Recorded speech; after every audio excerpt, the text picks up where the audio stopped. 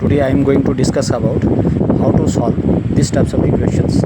जब भी हम सी सेट में कोई भी क्वेश्चन हम सॉल्व करते हैं, ऐसे अगर कोई क्वेश्चन में ऐसी इक्वेशन आ जाती है तो how to solve this particular types of equation, ठीक है, by using the splitting term method. मतलब स्प्लिटिंग टर्म मेथड से हम इस इक्वेशन को किस तरह से सॉल्व कर पाते हैं। ठीक है, चलो लेट स्टार्ट।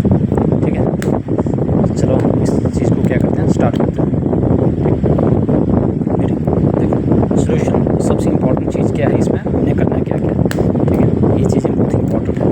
ठीक है, how to solve this solution.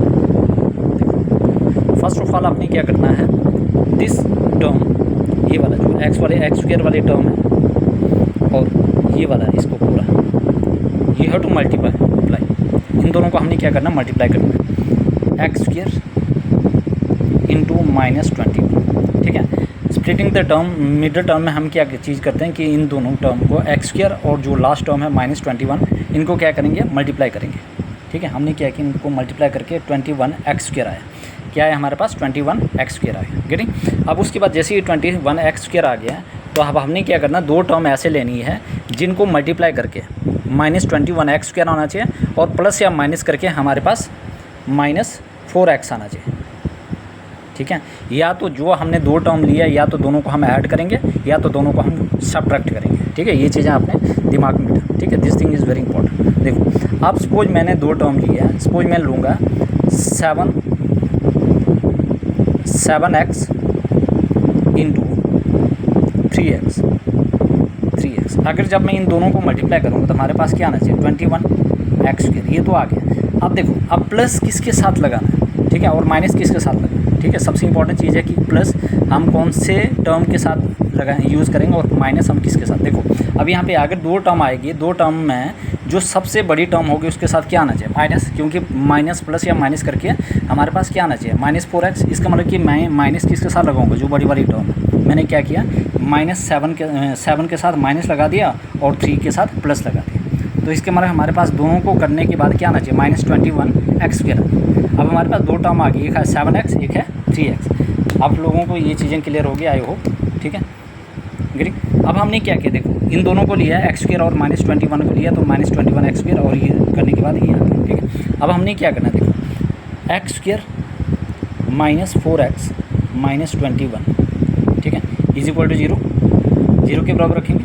अब हमने क्या किया, देखो, x square -7x -4x -3x, sorry -3x -21 is equal to 0। ठीक, अब हमने क्या करना है, देखो यहाँ पे देखना है, इसके साथ प्लस लगा दे, क्योंकि जो 7 में से 3 गया तो -4 आना चाहिए और इन दोनों को मल्टीप्लाई करके क्या आना चाहिए, हमारे पास -21। तो अब हम क्या करेंगे, इनकी जोड़ी बनाएंगे। Getting, which implies x square -7x को एक साइड और बीच में प्लस 3x -21 को दूसरे साइड इज इक्वल टू 0। ठीक है, we have to find out the roots of this particular equation. अब देखो, अब यहाँ से कॉमन क्या आ गया, x और x -7 अंदर आ गया। ठीक है, इट मीन दैट यहाँ से क्या आएगी, कॉमन 3, अंदर क्या बचा, x -7 गेटिंग 0। देखो, यहाँ पे हमने चेक करना, this thing is very important. ठीक है, very we have to check. अगर यहाँ पे ये वाला जो दो पॉइंट है, ठीक है, 7 - x, ठीक है, x -7 और x -7, अगर यहाँ पे ये बिल्कुल सेम आ जाता है, इट मीन दैट हम जो भी चीज़ें कर रहे हैं वो बिल्कुल 100% करेक्ट है। अगर यहाँ पे माइनस की जगह प्लस आ जाता और यहाँ पे माइनस आ जाता तो फिर ये इसका मतलब कि हमने कहीं ना कहीं गलती की है। ठीक है, तो आप उस गलती को किस तरह से सुधारना है, ठीक है, यही चीज़ें इंपॉर्टेंट है। ठीक, अब हमने करना क्या है, ये जो सेम है वो एज इट इज़ रखना है और x क्या करना है, x + 3 किया और इस टर्म को जो x -7 और x -7 है इसको एज इट इज़ रखना है। Getting, is equal to 0। अब देखो, हमारे पास आ गया या तो x + 3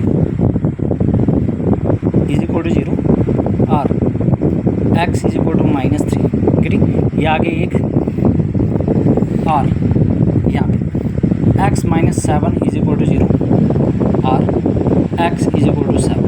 तो हमारे पास रूट्स क्या क्या आ गए, hence the roots of the given equation equation, roots of the given equation हमारे पास क्या आ गया, आर एक्स क्या आया, x इज इक्वल टू -3, 7।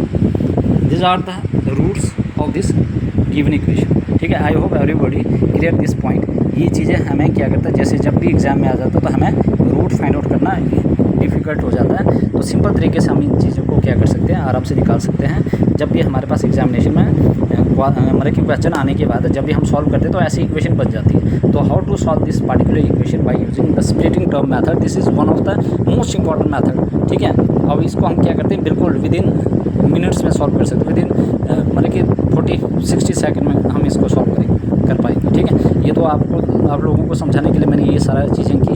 ठीक है, अदरवाइज इसको मैं बिल्कुल आराम से मतलब कि 1 मिनट में सब कुछ सॉल्व करके इनके रूट्स आपको बता सकता हूँ। ठीक है, I hope everybody clear this point. ठीक है, प्लीज़ वॉच दिस वीडियो।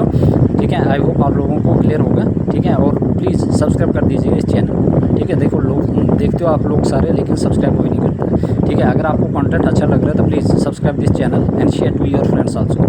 ठीक है, सो दैट कि उन लोगों की भी हेल्प हो जाए इस चीज़ को